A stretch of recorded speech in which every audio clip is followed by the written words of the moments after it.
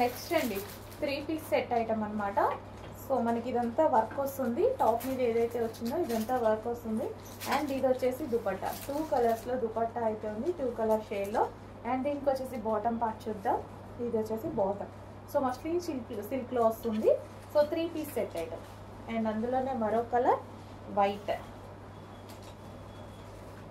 So white అనమాట, half white with dupatta. So full వర్క్లో వచ్చిందండి. ఇదంతా మనకు కనిపించేదంతా వర్క్ అనమాట. అండ్ దీనికి వచ్చేసి బాటమ్ పార్ట్ చూద్దాం. ఇది వచ్చేసి మనకి బాటమ్ పార్ట్.